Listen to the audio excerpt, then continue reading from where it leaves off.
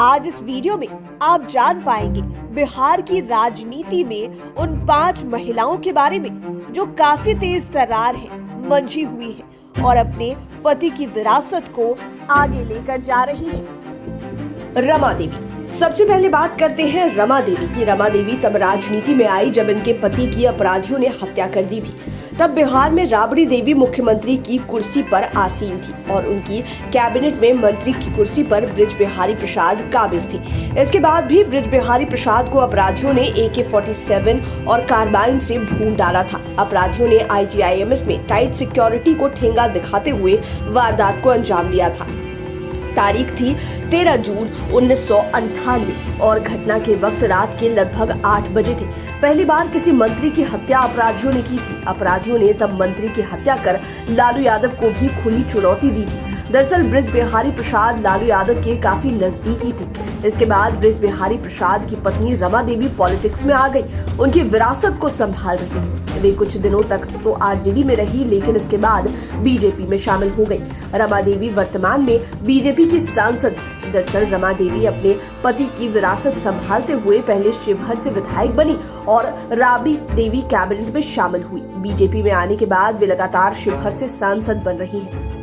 कानून और अर्थशास्त्र से शिक्षा प्राप्त रमा देवी की छवि एक मददगार और लोकप्रिय राजनेता की बनी है। उनके दरवाजे से जरूरतमंद खाली हाथ नहीं लौटते। रमा देवी बिहार की एकमात्र महिला सांसद हैं जो लोकसभा के लिए 3 बार चुनी गई।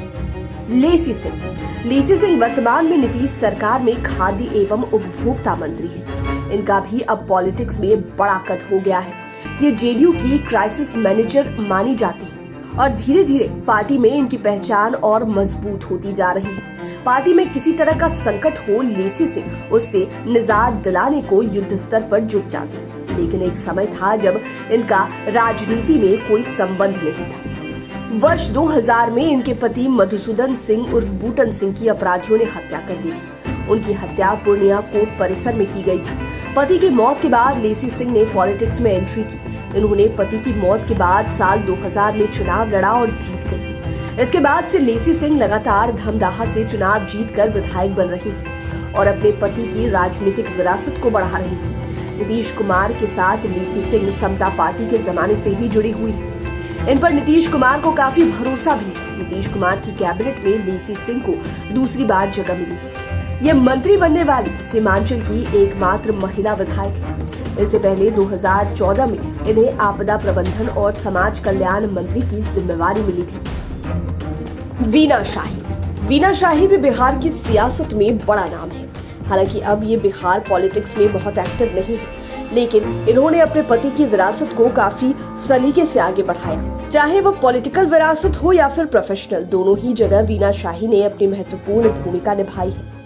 यही वजह है कि आज इनकी बेटी भी पॉलिटिक्स में आ गई। दरअसल अपने समय में LP शाही को मुजफ्फरपुर इलाके में बड़ा नाम और प्रभाव माना जाता था।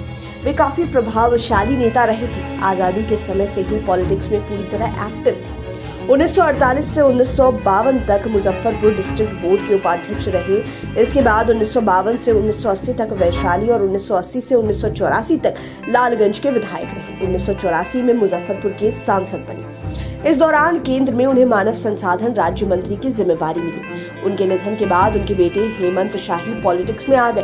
वे लालगंज के विधायक बने, लेकिन अपराधियों ने 28 मार्च 1952 को गोरौल अंचल कार्यालय के कैंपस में उनकी हत्या कर दी।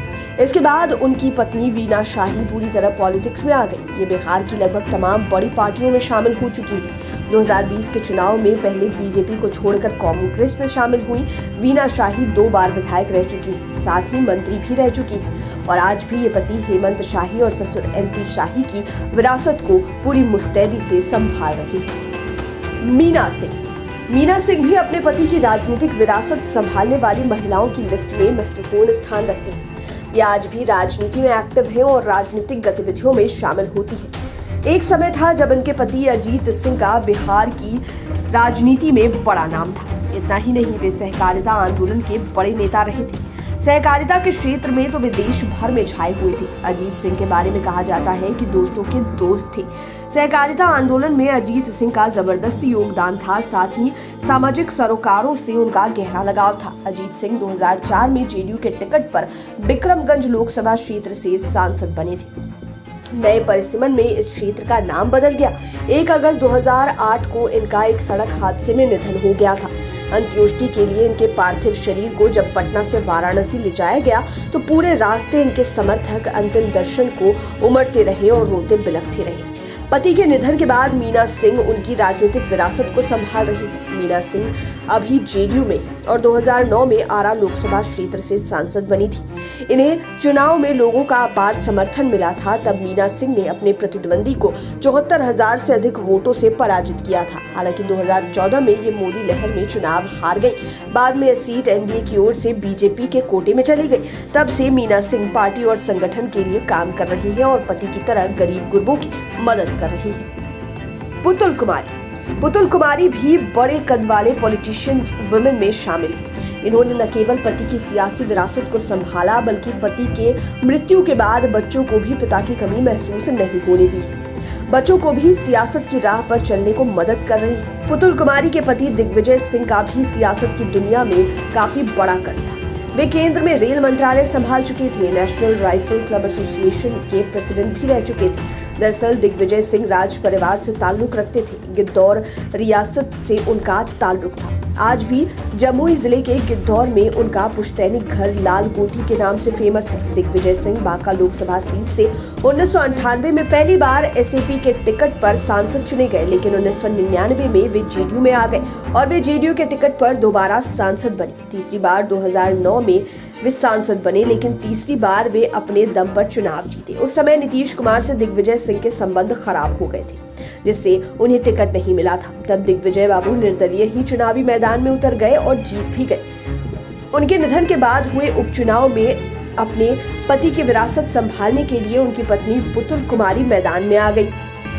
वे भी अपने पति के पदचिन्हों पर चलते हुए सांसद बनी, जो अब भी पॉलिटिक्स में पूरी तरह मुस्तैदी के साथ एक्टिव है। पुतुल कुमारी को भी जब बीजेपी ने टिकट नहीं दिया तो वे मैदान में निर्दलीय ही उतर गई। हालांकि चुनाव नहीं जीत पाई, लेकिन मेहनत में कोई कसर नहीं छोड़ी। बहरहाल अब तो दिग्विजय सिंह और पुतुल कुमारी की बेटी श्रेयसी सिंह भी पॉलिटिक्स में आ गई हैं। वे अपने पिता के गेम और पॉलिटिक्स दोनों ही विरासत को आगे बढ़ा रही हैं। नेशनल गेम में सोने पर भी निशाना लगा रही हैं और विधानसभा में अपनी बातों को मजबूती से रख भी रही हैं। दरअसल श्रेयसी सिंह को बीजेपी ने जमुई से विधानसभा चुनाव में उतारा था, जहां से चुनाव जीतकर वे विधायक बनी, लेकिन बेटी को आगे बढ़ाने में मां पुतुल कुमारी का अहम योगदान है। उम्मीद है ये वीडियो आपको रोचक लगा होगा। इसी तरह के इंटरेस्टिंग वीडियोस के लिए हमारे चैनल लाइव सिटीज को सब्सक्राइब कर लें। अगर आप इसे फेसबुक पर देख रहे हैं तो पेज को लाइक करें, साथ ही साथ हमें ट्विटर पर जरूर फॉलो करें। धन्यवाद।